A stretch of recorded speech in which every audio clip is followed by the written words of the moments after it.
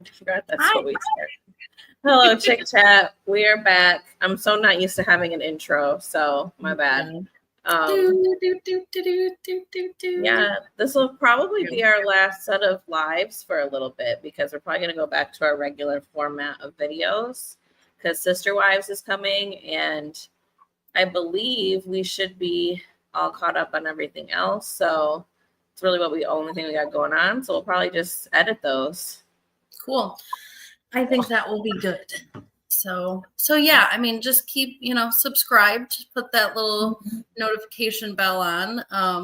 Apologies for going live on Saturday instead of Friday. I know, it's nice when you guys can probably sort of plan around when we're going live, but we had big birthday weeks over here. It was my dog's birthday. Today's my husband's birthday. It was my birthday. It was Anne's husband's birthday the same day. So it's just been a lot going on. So thanks for your patience, but we're going to get back to Match Me Abroad, our final episode here. I texted Anne right after I watched it, and my jaw was dropped multiple times. How did you feel? I'd say it was dropped mostly at the end, and then I think Sarah and EJ's little encounter had me a little floored, but everything else seemed pretty like I was expecting it. But anyways, let's just get into it. So we start this off pretty much right off this cliffhanger of Monica and Bernardo. It was the craziest scene. Like, I didn't know who this was going to be. Like, someone walking in with a bottle of wine. And it was going to be a stranger or something. I knew it was Bernardo. I was like, oh, he's going to Monica's room. It's Bernardo. We called this last week. I mean, it's the second she walked Bruno out of her room. She grabbed her phone and sat down. And then the last scene was her just sitting with her phone at the table, basically waiting for a text from Bernardo. And we find out that he texted her back faster than ever. Well, no SHIT, Monica. Yeah, he knew what he was coming to your room for. What do you... Delusional. Almost. I'm convinced he's already, been in that room for that. I'm convinced he's been in that room too, but as time goes on, he knows when she's leaving. So I'm sure he's eager to jump right in, especially because she's leaving. I do not think that Bernardo is the commitment type, even though I was shocked by what we found out at the end. But I'm just like, of course he's going to come over. And of course they've already done all of this. And that's why she's so obsessed with him. Oh my gosh. It was just, I'm so happy to see you. Oh my gosh. Let me eat your face.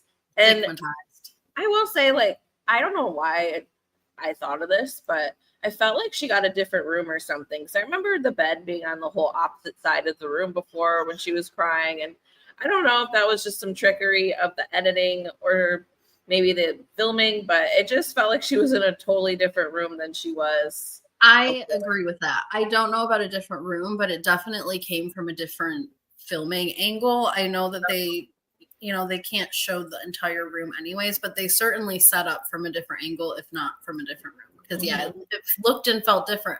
Although the windows were the same, but the windows would be the same, obviously, in any hotel room. So maybe, I don't know. But yes, I felt the same way. So I don't know what the heck that was. But this lady, she is so excited to see him to the point where she's like, oh, I hope you can come to California. I'll pay for everything. I was like, Monica. Pay for everything. I was like, Monica, how desperate. You'll pay for everything? Like, let this man, I mean, you already paid to come to Brazil, I'm sure. Let this man pay to come see you, or do at least, not I'll pay for your whole entire trip. You don't have to worry about anything. He was so excited to hear that. He's like, oh, I will enjoy. And I'm sure that a lot of that is a language barrier, right? Like, I would enjoy too. That's probably not directly what he meant. I acknowledge there was probably other things he could have said in his language that were more meaningful. However, I think he totally will enjoy somebody spending all this money to fly him out so that they can do this again. I mean, anybody would. And, I get more and more frustrated with Monica. I learned more, I guess, when she had that conversation with Louisa later on about why she's making the decisions that she makes, and I can respect that, I suppose. But Sure.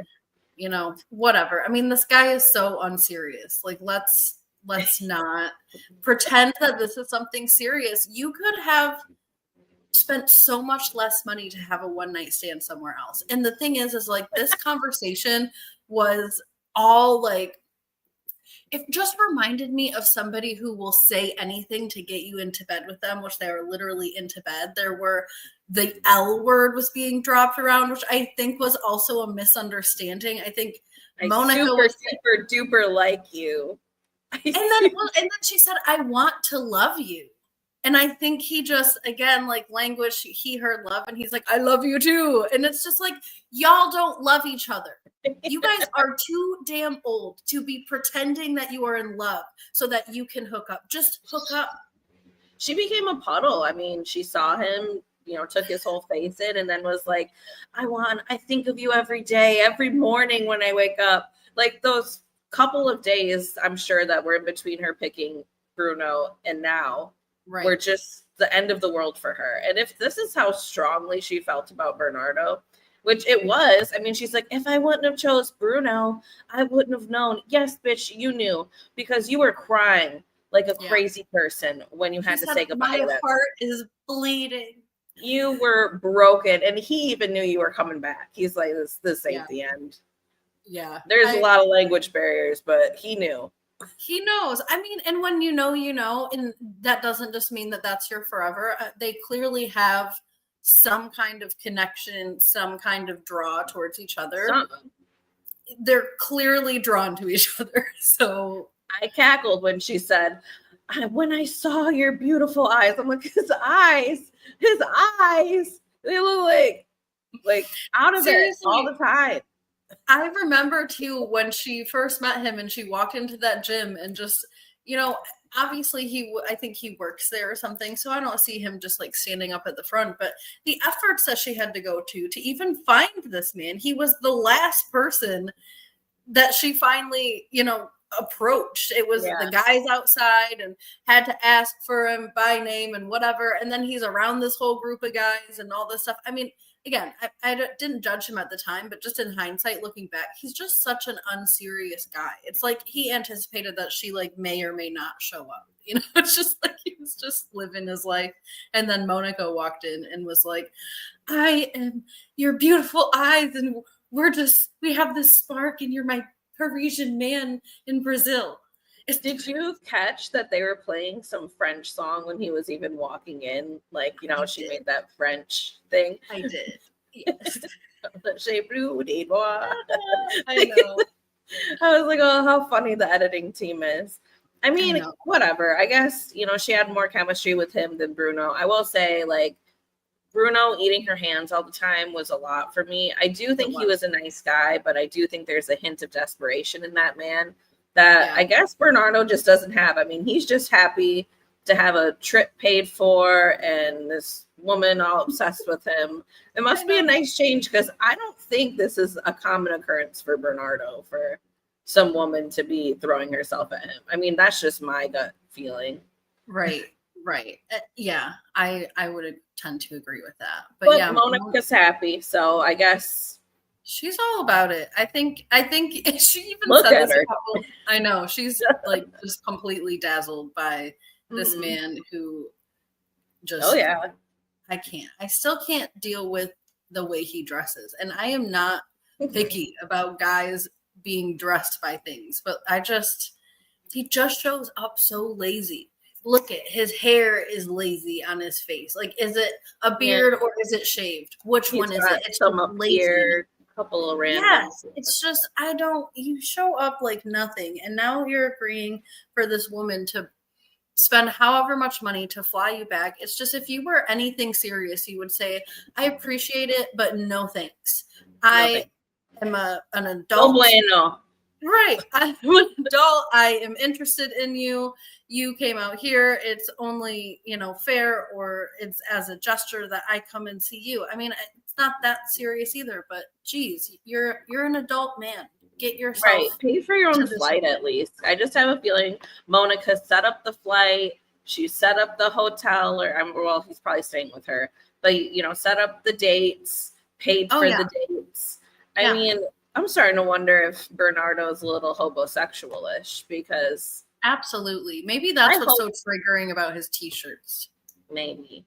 I hope that he didn't go there and had her pay for every single thing. I really hope that he did end up paying for his own way. What does he have to pay for? I mean, once he pays for the flights, Monica's the type, like, she's going to take care of everything. She's probably going to stay in her bedroom with him for 4 days and order takeout or cook. To be a fly on the wall, though, when he met her pets. I mean, I wish I was. Oh, my gosh. I know. Such a drastically different approach than Veronica took, who Victoria, whatever her name is, Victoria took, who was like, we cannot be in a even boyfriend-girlfriend relationship until you have met my dogs. And this woman is over here, I love you. I'm going to pay for your flights, all kinds of things. They're in a fully committed relationship. A grown-ass sugar baby.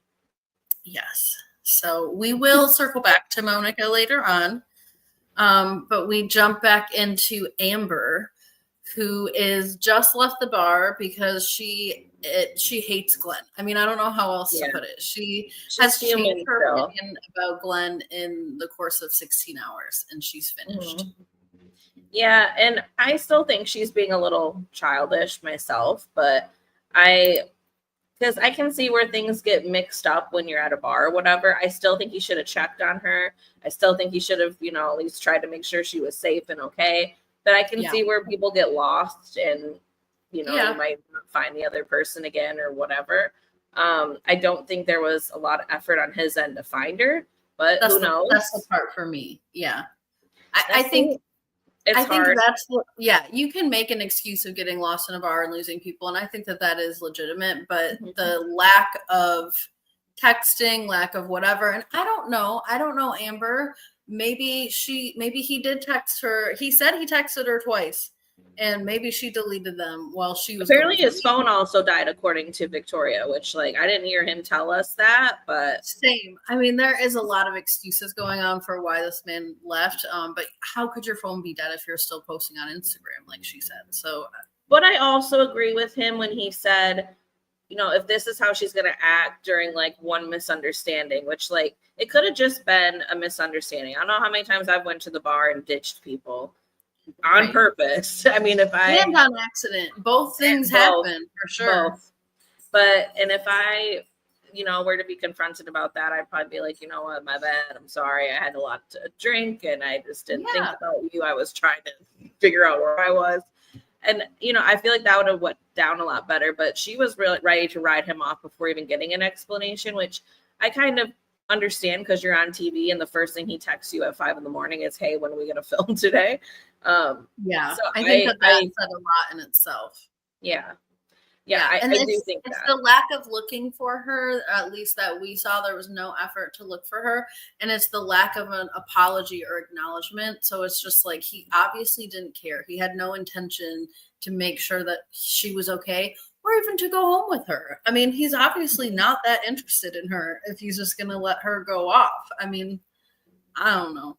My husband be sticking around bathrooms for a long time. Sometimes I leave the bathroom and then I can't find him. I come back and he's still waiting for me at the bathroom. At a different bathroom. It gets little wires definitely get crossed at the bars. And like you were talking about, the Irish bars seem pretty packed, so I can see where they do. They get real busy. Yeah, and I can definitely see that the way those people drink. But I'm telling you, those bars are packed at 12 noon, 1:30, 4 o'clock, 4 a.m. There's always people at the bar. And maybe him being out till 5 is a normal thing for Irish people. I don't know. Might be a cultural difference. Our bars are not open that late. But our bars did close because we closed them down every night. I think either way, it just proved that their first fight was just so bad. These people shouldn't be together regardless.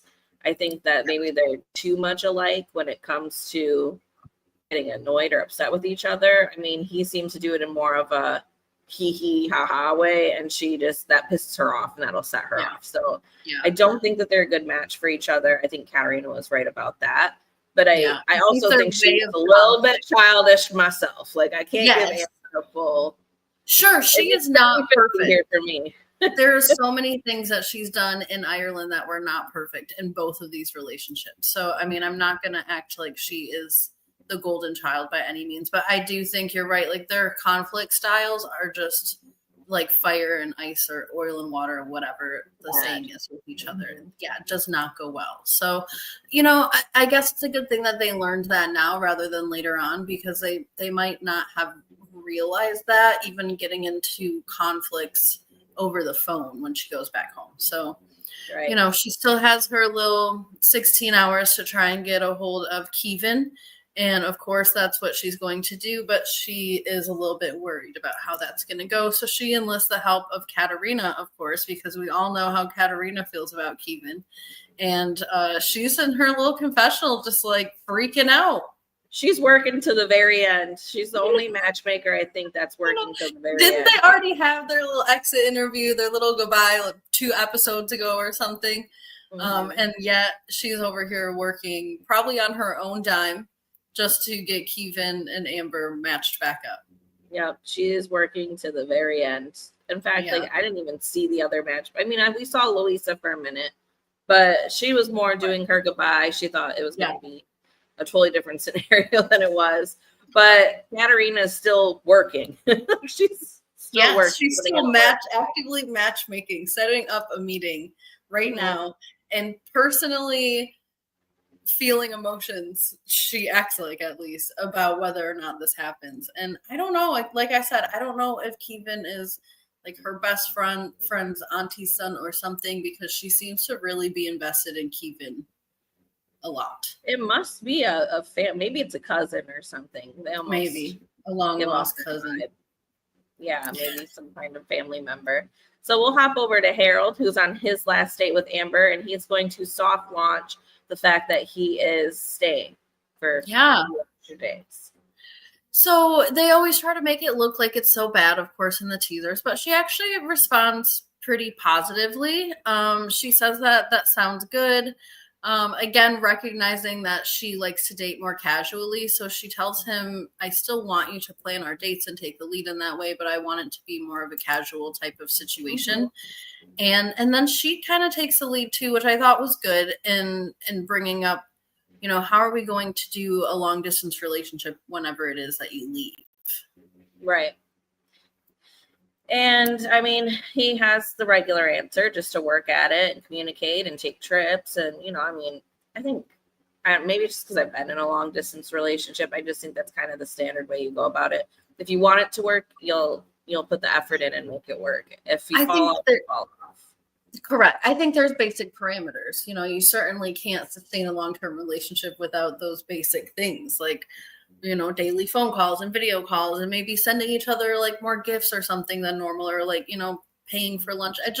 Things that kind of are reminders, and sometimes physical reminders are important when you're so far away. Yeah. I don't think it's possible to do it without those things. I think there's, you know, probably more that you could do as well, including like visiting a lot. But again, that's all, it's not really necessary. I think people can really sustain a long-term relationship through communication and infrequent visiting. Right. But we did get a bonus scene here. And this made me kind of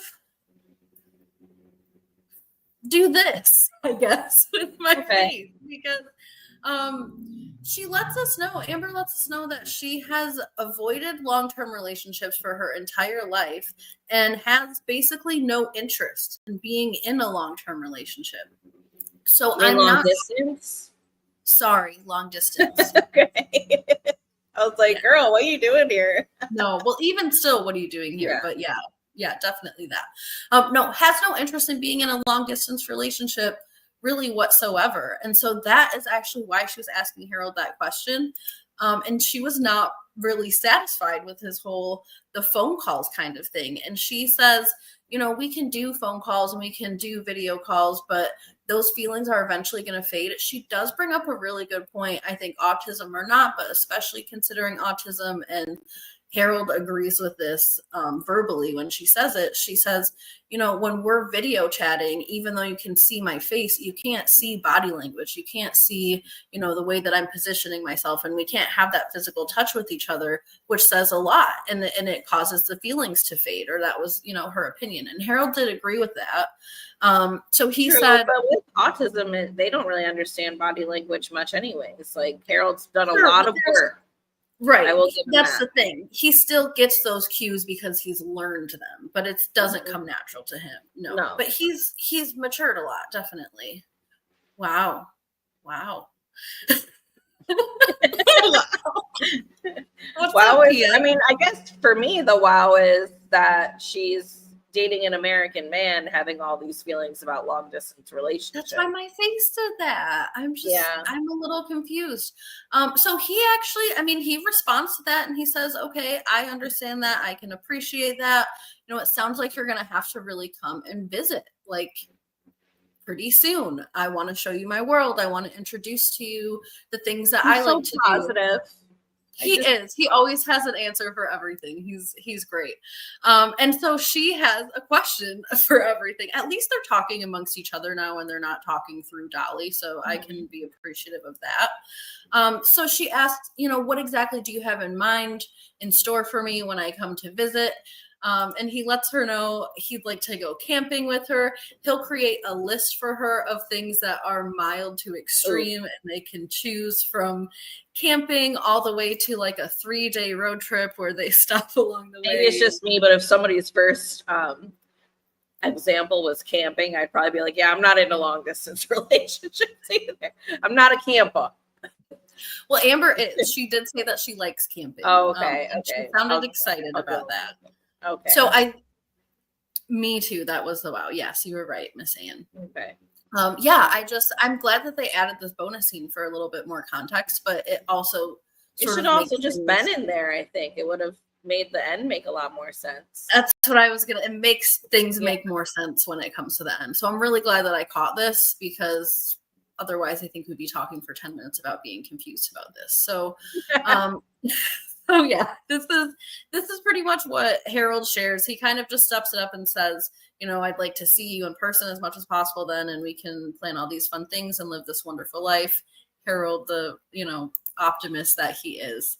And then it seemed like she was feeling it. She asked him, what do you think is the difference between like and love? And I take that in and interpret that as she's been thinking about the difference, and probably because she's been with Harold. And she even says as much as to say, you know, at the end of this, that she wants to start a relationship with him. So again, my face is confused and my head is confused. Yeah, I think it's confusing. Like, I mean, if she felt that strongly that long distance relationships don't work, and one thing I thought about with them, and even with EJ and Sarah, is just the time zone difference for Singapore compared to the United States has to be crazy. Like, I don't know what it is. In fact, I should look it up while we're talking about this. But for me, when I did long distance, our time zone difference was only an hour. So it's easier to communicate when your time zone difference isn't like 10 hours, whatever. Like right now, Dean's in Poland and it's a 6-hour time difference. And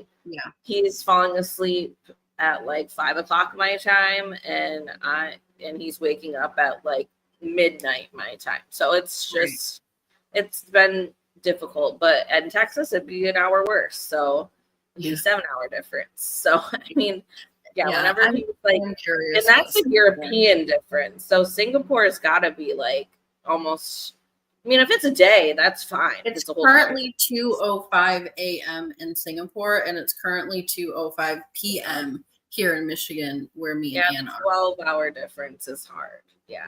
That's like you're able to talk for maybe 3 hours a day, 3 to 6 hours a day. Yeah. And that's if you get up real early sometimes. Yeah, really. Mm-hmm. So I think, on average, you probably have like a 2-hour window to have a real talk. I think that's what makes the long distance harder for them. and anybody who's trying to date in Singapore. I think that should have been a thought though for these people. Is like true. Well, Harold, I don't know why this didn't come up, and maybe it didn't. We didn't see it or whatever. But Harold was ready to pack his bags and move to Singapore. So I don't know why he didn't. He was. He was, but elongating his trip, I think, was his compromise. True. And obviously we're not going to see what happens when he lengthens out his trip and what happens between the two of them. So maybe they get more answers there or whatever. But yeah, I thought that Harold was sort of ready to go somewhere and live somewhere. So I don't know why he didn't bring that up. Still, but I think that, she's not ready for that. Right. So, I mean, he would have to propose, I think, for him to just stay. He didn't even bring his rock collection with him this time. So I feel like he'd have to at least go back for some things. He would, yes. But I don't remember what the words were exactly. But I remember him saying something like, I just have a suitcase and I don't remember. Well, either way, they talk about what love looks like. And Harold had the weirdest example, but I'm like, you know what? Yeah, he kind of focused on how you behave towards how you pick someone over other people or whatever. Yeah, she focused more on emotions, definitely. But she made it sexual, that's for sure. She's like, the only threesomes I know are those kind. I'm like, Amber, I don't believe you're doing any of that. You barely want to kiss this man. Exactly. How do you say that you know of that? You don't know. Well, we've all read books, Jan. So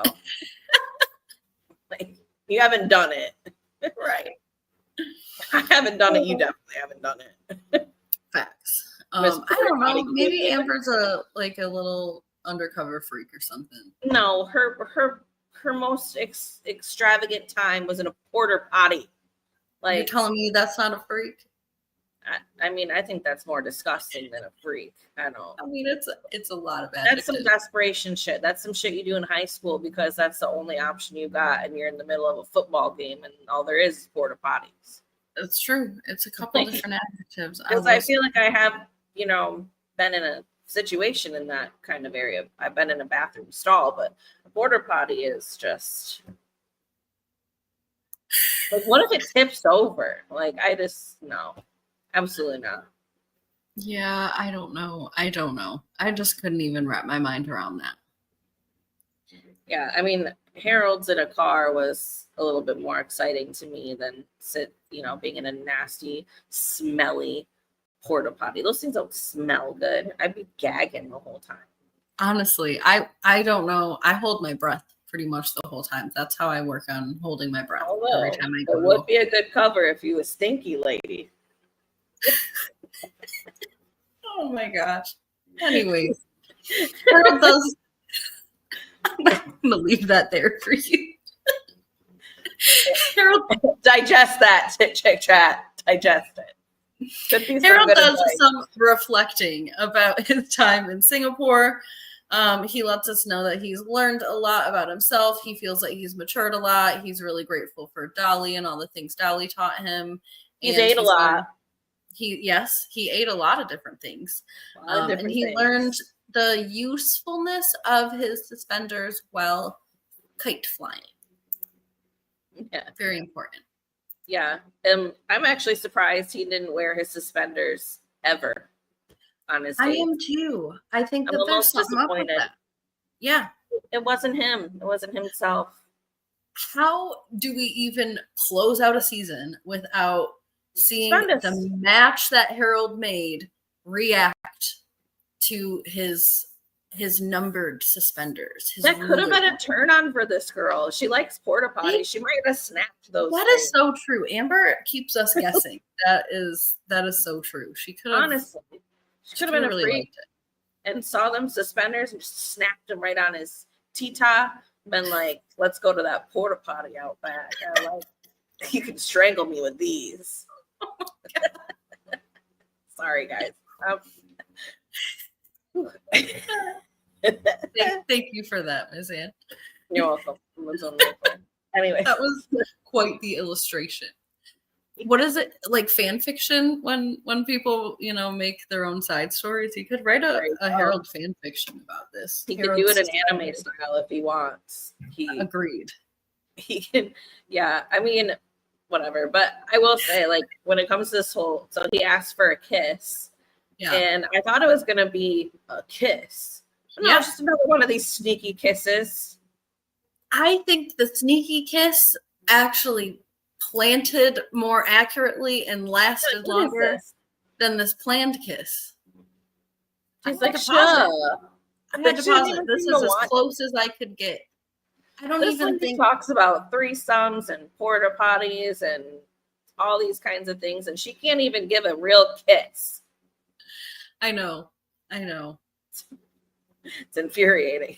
It is infuriating. I like Amber.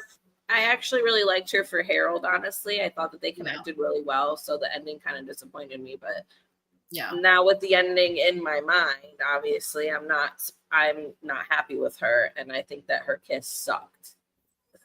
Agreed. I wouldn't stay in Singapore for a kiss like that. Agreed. I mean, again, hopefully they maybe had better kisses when he extended his stay.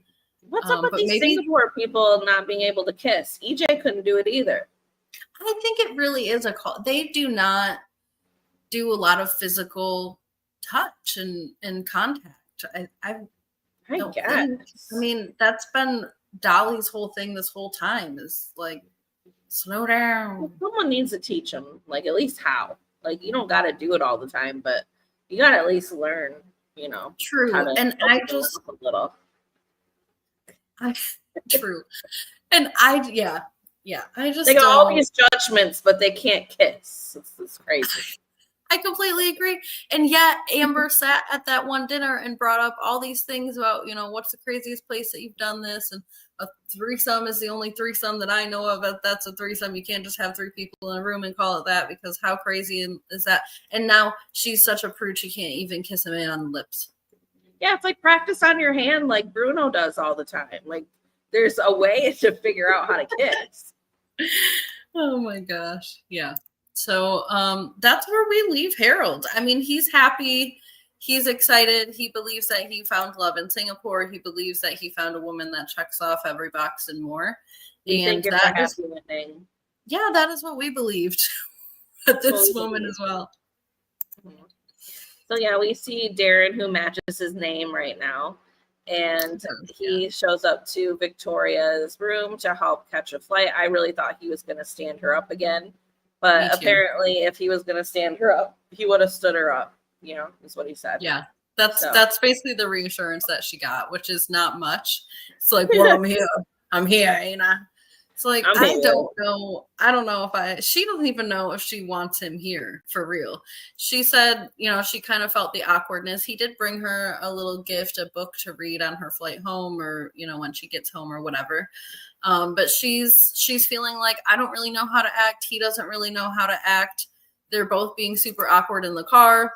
But she does say that she's like, maybe I haven't learned as much as I should have learned or would have liked to learn, but I am still going to stick up for myself no matter how scared I am. And I respect that. I think she needed to ask those questions.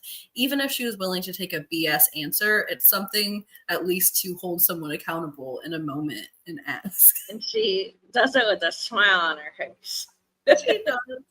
She's like jaw clenched the entire time, like just fully fight or flight. So how come you didn't come to my room last night? I thought you was gonna go for me. I mean, I know she smiles with her whole mouth. I mean, it was Joe last time that smiles with her whole teeth. Yeah. Anyway, so the ghosting tattoo made me laugh. Oh yes. Mm-hmm. She asked him if that was his plan the whole time, was to ghost her, and he conjured up these tattoos.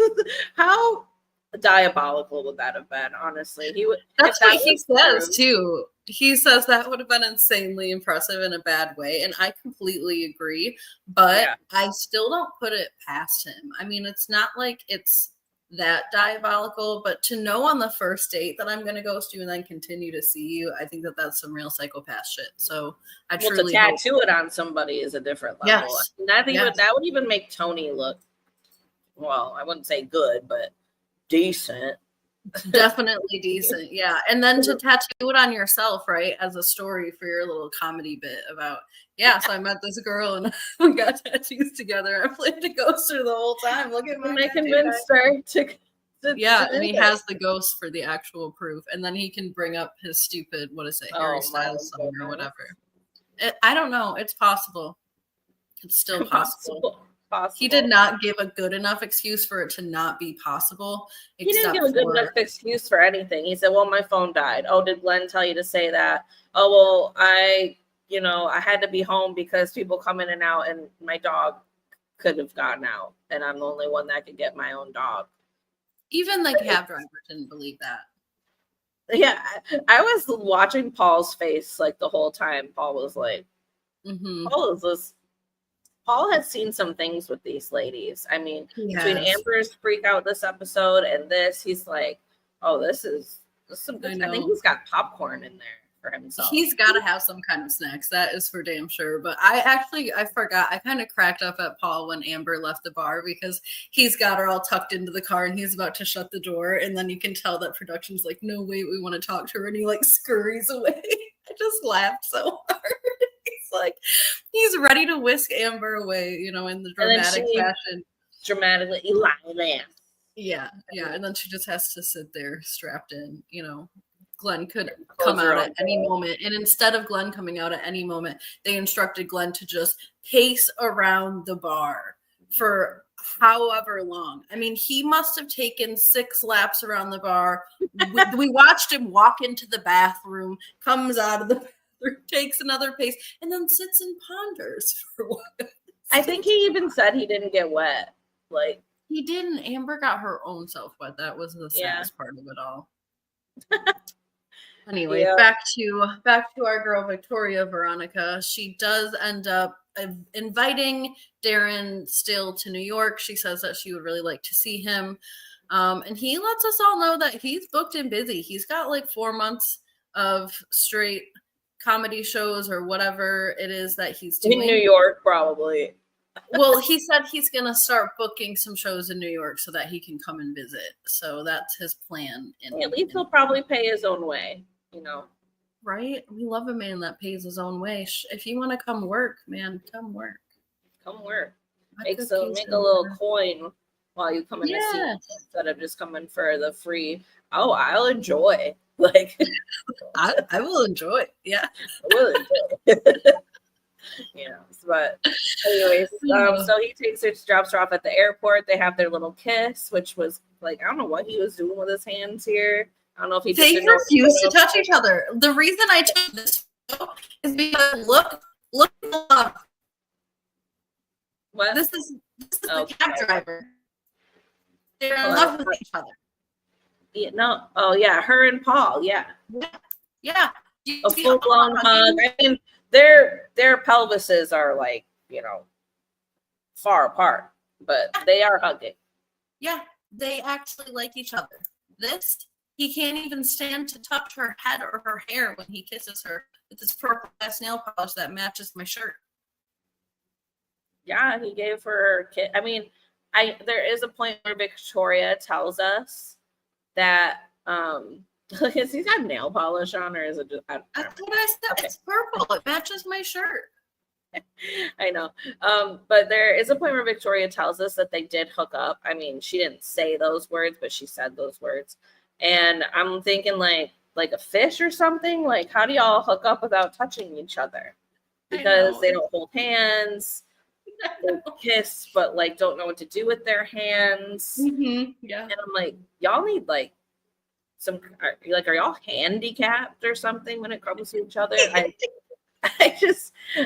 don't understand this. Like, I can't touch you when I kiss you, but we can hook up. Like, where were his hands? What was his hands doing?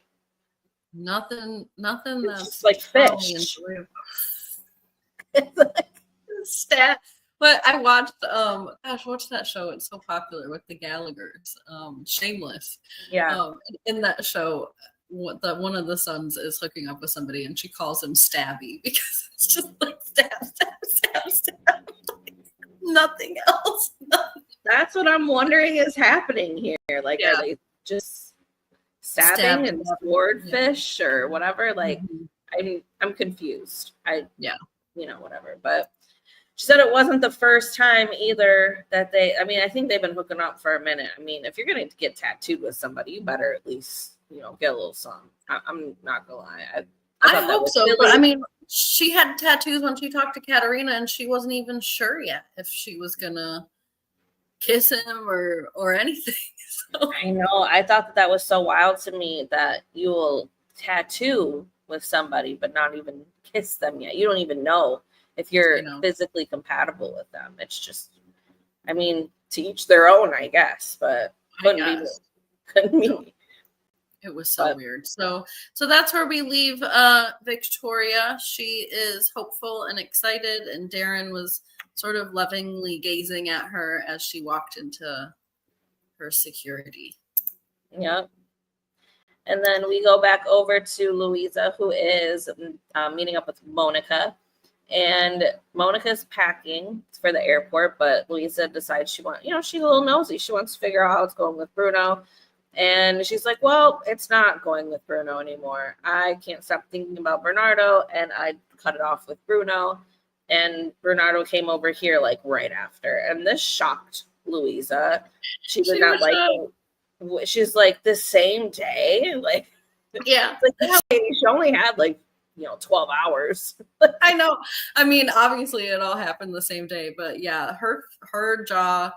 She was even trying to play it off by doing one of these, but she's like, yes, yeah. She was trying to think about it, and then she was like, no, I'm just gonna take the mask off. I am shooketh. I think that's why my jaw was on the ground, because I was sort of mimicking, I just felt shocked for Louisa. I mean, imagine you forced this woman into a decision after so much time, because adults make decisions and all these kinds of things.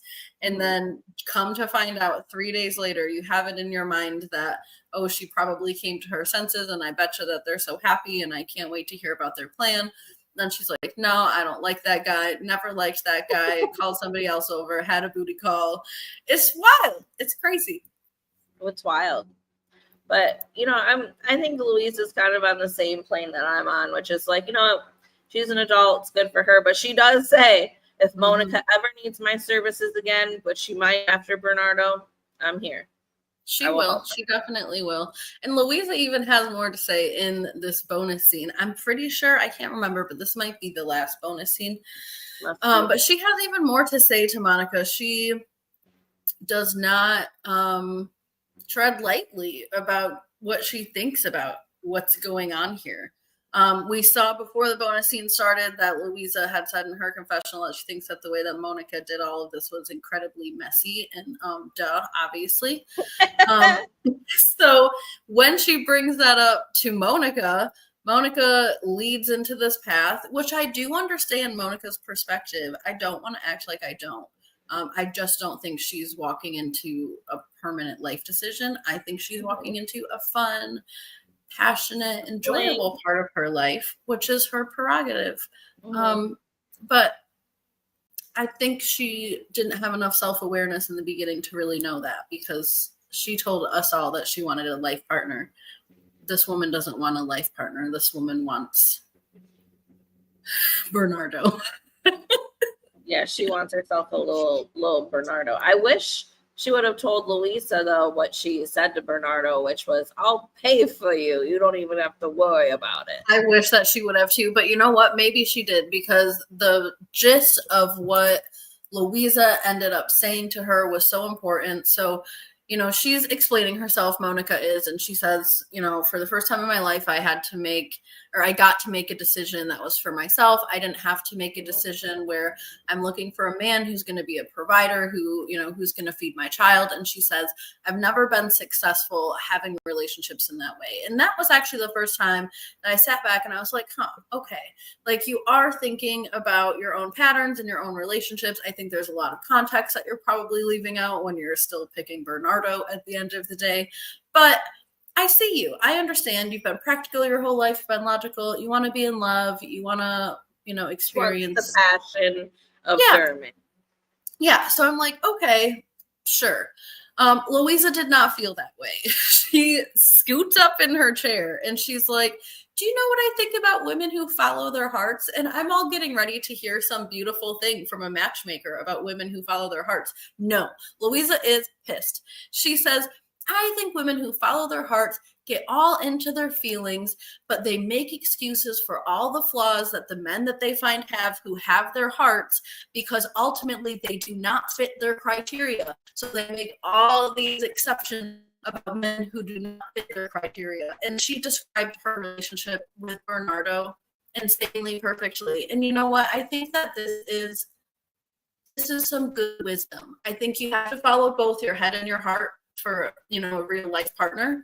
But yeah, I mean, you don't want to be with somebody that doesn't, do anything for you just because they are giving you enough stability. But at the same time, you also don't want to be dragging some man around and paying for him to go to America and everything. But Monica is in her 40s. Her daughter's grown. I mean, if she wants to make a selfish decision, it's up to her. It's, if it doesn't work out, it doesn't work out.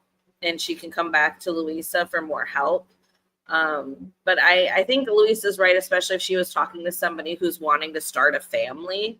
I think that would be like the best advice for that. But I think with Monica, she's literally like, I'm in the, middle half of my life and I'm just here to fuck around. So let me fuck around. So I don't know. I'm in the middle with that because I don't think Bernardo's long term, but I think if Monica wants to play off her feelings for once, and she never has done that before. I mean, if she's never been able to do that, let her be able to do that. I guess it's her decision. At the end of the day, Louisa still set her up with a match. So you are 1-2, Louisa. You already lost your other man's Tony long ago. So I guess just take the win. That is very true. You are right, Miss Ann. Yeah. Take the win. Apologies if my internet is weird right now, guys. It was a little. Seeing that my face is a little funky, but hopefully you can at least hear me. It's all right. So Louisa does also ask in this bonus scene, is this a physical relationship or what is it that's going on? And she agrees, like, yes, it's definitely physical. And she pretty much just walks right into exactly what Louisa was describing about women who follow their hearts. She says, this is very much a physical relationship. He is a diamond in the rough. There is a lot of work that needs to be done, but I feel the potential. I am not making diamond in the rough up, by the way. She said it out of her own silly, in love mouth. Oof. The heart wants what it wants, she says. And that's where we jump back into, where she kind of puts it into something smaller, where she says she's proud of herself. Oh, she also brought up, she pretty much held Louisa's feet to the fire. And she goes, I felt a lot of courage in making this decision with Bernardo because there was a whole lot of Team Bruno going on. And I felt like I was on an island by myself making this decision. Louisa has no empathy for her at all, to the point where that's where we go back into the regular scene where she's crying about how she's just so proud of herself for loving someone. Like, that's what she had to resort to, was tears, because Louisa was not having it, didn't want to hear nothing about her little heart. This is where I'm like, Louisa, you should have gave her another option that was in the middle. Like, we all knew Bernardo was a little strange too. Bernardo, I mean, she went with Dur because the other guy was eating her hands and a little too much. And and who knows if he even spelled that jersey right. He probably spelled Monica. I mean, probably. Isn't that how it's spelled? That's how I have it spelled everywhere. I wonder if she wore that jersey when I'm not going to say. You don't have to say it. We all know. Bruno came with a jersey. But yeah. Because I've said a lot of risque things in this episode, so I will leave that to myself. But Yeah, Louisa ends up lying through her teeth. She lets Monica know that she is incredibly happy for her, and she gets up and gets out of that room as fast as possible and gives She's probably us like, all. you know what? Did the check clear? Right. Okay, the check cleared. All right, you have a great life. I hope you guys are doing well. And if you ever need me again, I'll take another check. I'll take another one. Yeah. Monica's obviously easily matched. So I think, Monica's probably a pretty great client for a matchmaker. She'll probably even match her with Bruno again just for fun. Just to give it a whirl, let's see where you guys have been. Wouldn't it be great if we get Monica back for season 3? I mean, I'm not going to wish badly on anyone's relationship because we do actually see some positive news for Monica's story at the end. But I mean, maybe even season 4. I would even like to see Tony with Juan or something for a season. I just think that would just be great TV to have a man tell him some things. But yeah, I would like to see at least one of these people back for next season. I mean, it wasn't really that successful for a lot of people, at least not during the show. So I guess we'll see how things pan out. I'm hoping that they're filming right now for season 4. I mean, I really don't want to have to wait 2 damn years again almost for their season. I know. I completely agree. So I hope that they get this moving and rolling a little bit faster. And who knows, maybe Harold will be back too for third time's charm. Third time's charm, Harold. You can come back. Come on back, anyway, Harold. Monica is just, saying how much she's going to miss Bernardo, and, she's got high hopes for the future. And then we move over to Sarah, who is leaving for the airport, and EJ decides to come help her. I guess they're not really leaving on the best of terms. They do load him up with her mom's baggage, and everybody gets in the car with, I love this guy. I mean, like, I didn't see him much with Sarah, but him with Harold was just great. I just love watching him with Harold. You can tell he's just kind of like, I'll drive these people around. But with Harold, he was like, my man. She's invested into Harold's life. Yeah. Mm-hmm. Yeah. So they're at the airport, and the mom, Kitty, right? She does give them their space. So she's like, I'll see you in a minute. I hope you guys can, work this out or whatever. She did ask a little bit about his 2-year plan. To her, I think she feels the same way you do, that like it's not a huge compromise if they really want to, figure this out, that it's not anything that needs to be decided today, but it's something that probably can be compromised later. She also made an important distinction, I think, while they were in the car, which was, I heard your 2-year plan in your career, but what about your 2-year plan in your personal life? You can't just kind of have one thing that you're working on all the time. Right. So I think she was kind of saying too, you have to think about balance. You can't just work for 2 years straight. That's not good for anybody. So I thought that was a good little implantation of some information, but it does absolutely nothing for poor EJ. He is in a panic. I've never seen such. He just, Yeah, she says some really nice things. She says, I would love it if you come to Houston. I would like to try to make this work, or at least try to communicate and see where it goes. I'm really open to that. And he just shuts it down. He's like, the moment he said this was short-lived, like, I wish this wasn't so short-lived, I was like, oh, he's never talking to her again. He's not even going to talk to her when he leaves the airport. Like, he's done. This was a goodbye. This was not hopefully I see you later. Like, he has no plans to go to Houston. Yeah, and the guy's got money and time. He could make a trip and at least see what it was like.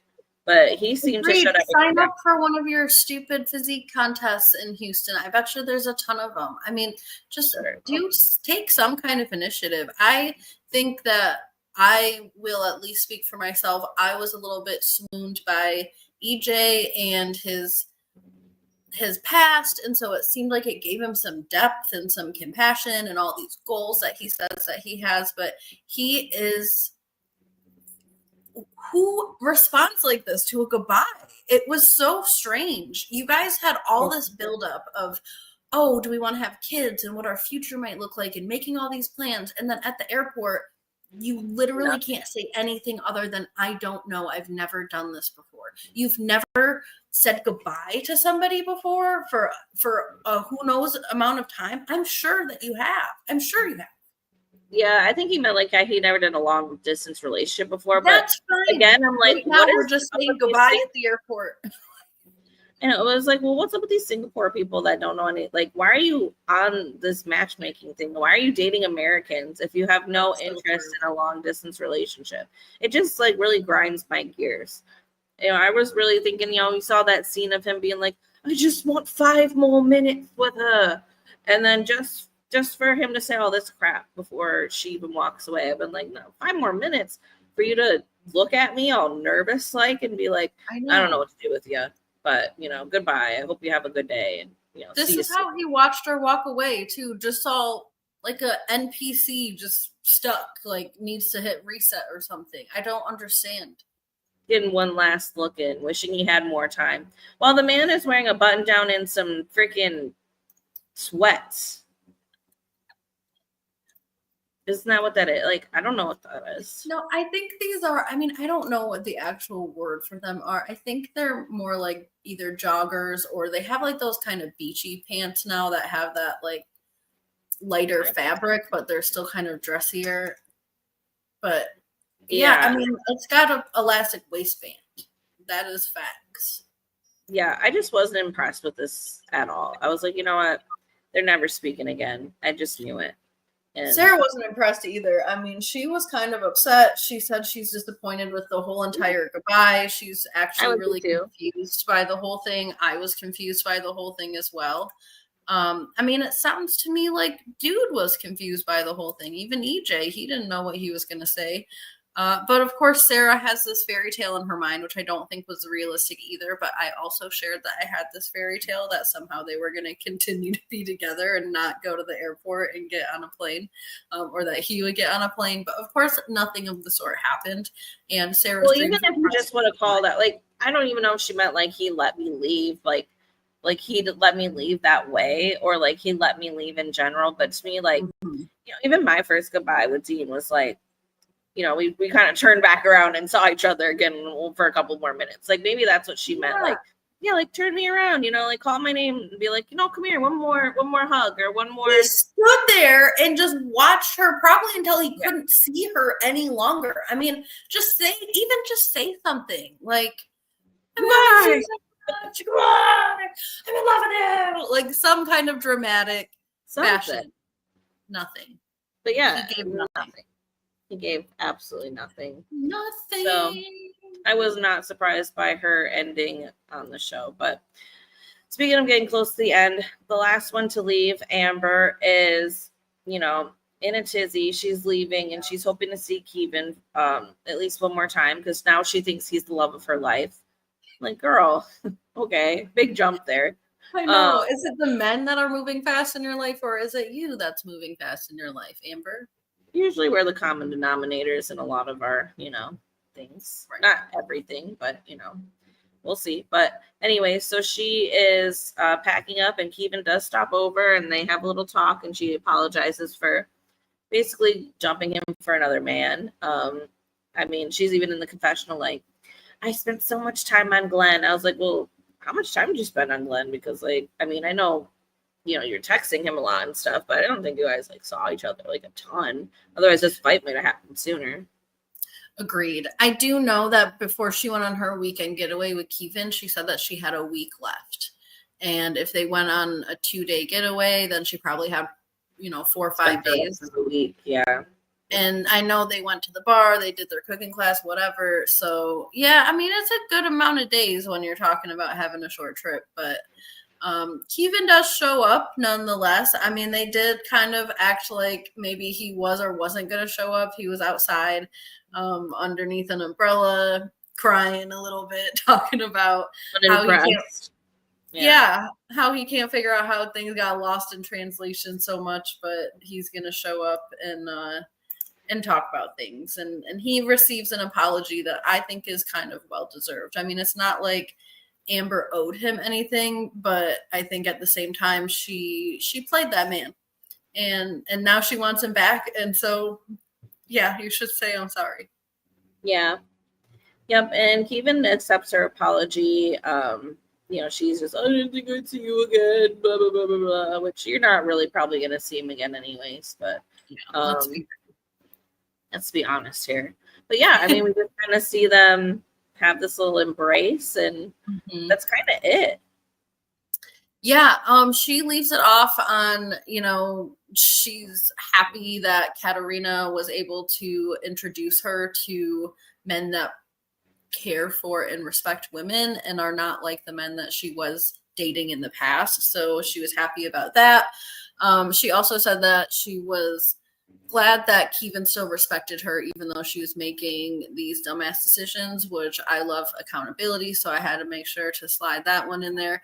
But she ended up saying that she's dedicated to doing whatever it takes. And the reason I kept this in here is because obviously we're not going to get all of the details at the end, but it's not giving dedicated to doing whatever it takes when we find out. What's it going to take? I mean, what is it going to take? Spoiler alert. If you watch Jersey Shore, we will be covering it in probably 10, 15, 20 minutes.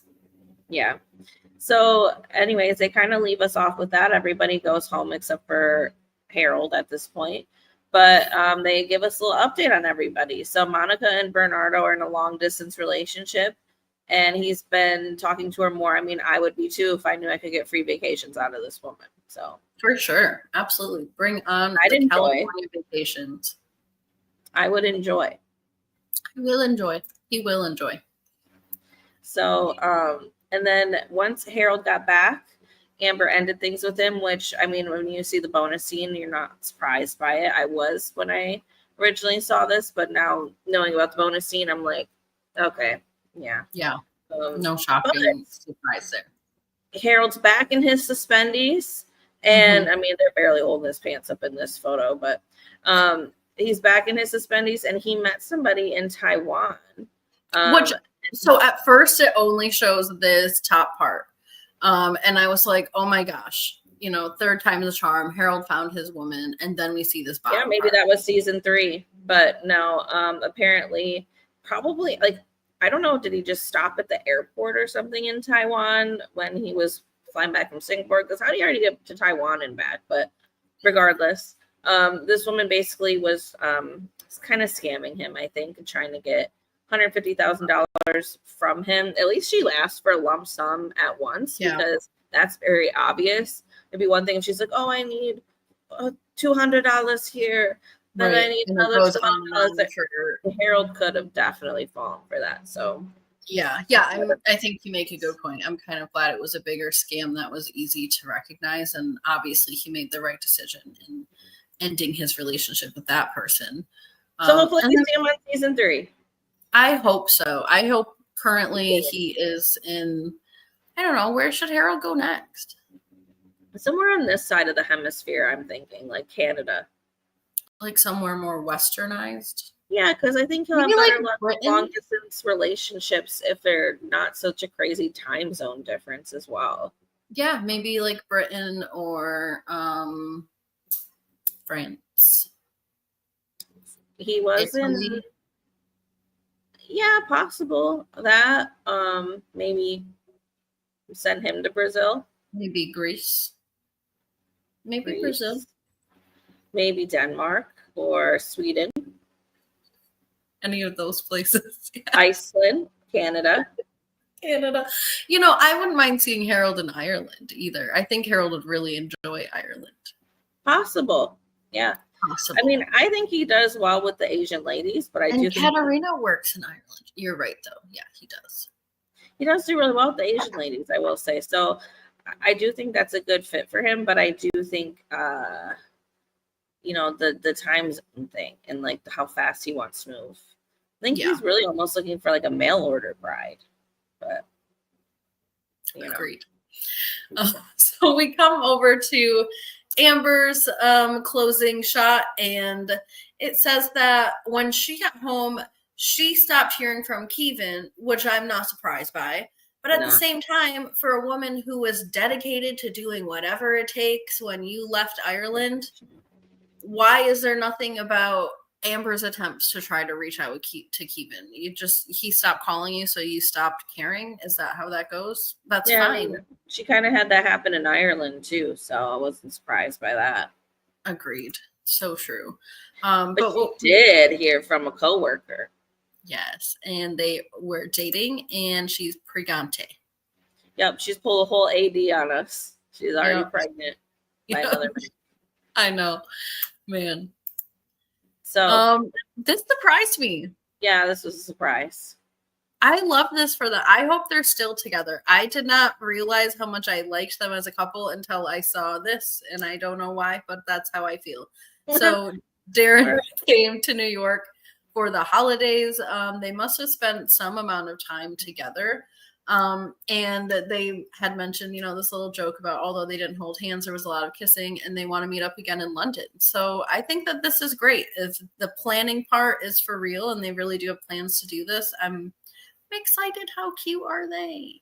Yeah, I'm glad that that worked out for them.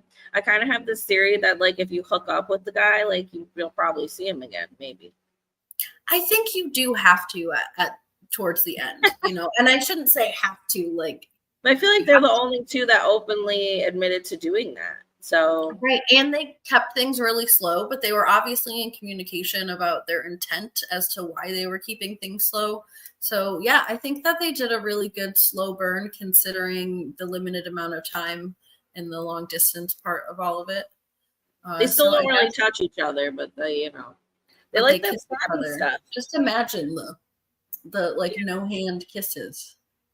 They like that stabby stuff. I mean, New York's probably a good venue too for him to try out his comedy. So I mean, good for them, Agreed. Yeah, I'm excited for them. I hope that we get to hear more about them. I actually was trying to look up some other, where are they now kind of things online before we started, and I really couldn't find all that much. I mean, of course, I found their Instagrams and stuff, but people don't like talk about themselves. Were they still on each other's Instagrams? I don't always check that stuff. You're better at me than this. See, I don't even think to check that. I just like looking for pictures. Yeah, like were there any pictures of them together on their Instagrams? Those I did see, but I saw like these. Like, okay. Yeah. The ones that they sent in. And I didn't see his Instagram. I just saw hers. Okay. So yeah, Sarah DJ obviously didn't see again, which is what I assumed would happen anyways when he said it was short-lived. But she found herself a doctor, Fabio man, that he's so is, and she says that they're doing great. It's a fairy tale. Yes, I guess it looks like she's even wearing like fairy tale clothes here. I thought the same thing. I thought, she really looks like Rapunzel here. She looks like she's just kind of draped in gold. I don't know what she's wearing. I was curious about it for so long, but yeah, I was like, well, they must be on some kind of vacation. It's Prada of some kind. Oh, it's a bag. Okay, I thought she was wearing a full-on like peasant outfit, like with the same. I thought they were at like a toga party or something, but he just didn't get the vibe. No, like this makes so much more sense to me. That's a purse. That is a Prada bag. That is a whole purse. Yep. Yeah. My bad, chick chat. Anyways, so yeah, hopefully he's ready to be a baby daddy, that's for sure. And then we see Tony. I haven't seen Tony in a while. Yeah, we gotta end on Tony for Joe. But not really. All we know is that no one's ever heard from him again, and they just hope that he's learned some things. But knowing Tony, he ain't learned nothing. But I hope he's learned nothing. He's gotten much worse, I'm sure. I want to see him with Juan. I think that would be a really good matchup. So I'm hoping we just hear from him, in that way again. But otherwise, I could never look at him again and also be okay. You're right. That's probably the only way I could tolerate seeing him, and it has to be Juan, not just a male matchmaker. It has to be Juan. It has to be Juan. Juan. Anyway, so this is where we leave you, Chick Chat. This is where we leave you on season 2 of Match Me Abroad. We love the show, but it has come to its conclusion on the 2nd season. Hopefully there'll be a 3rd season, and we can see you guys next year about it. I'm so excited. I hope that they're filming. This was another dramatic season. It was exciting to watch. and exciting to cover. I'm glad that we made it all the way through. And thanks for everybody who joins us every weekend live to watch these, and also for everyone on the rewatch. If you're on the rewatch, give us a little wave goodbye. It was really great to spend some time with you all and talk about this crazy funny show. So don't forget to like this video, give us a little wave on the way out, or lots of love reactions while we're leaving. And we'll see you in season 3, or we'll see you in like 15 or 20 minutes when we recap Jersey Shore, or we'll see you next week when we recap Sister Wives. Yep. But we will see you next time. Remember to like, subscribe, share, and reduce, reuse, recycle. Rihanna, and goodbye.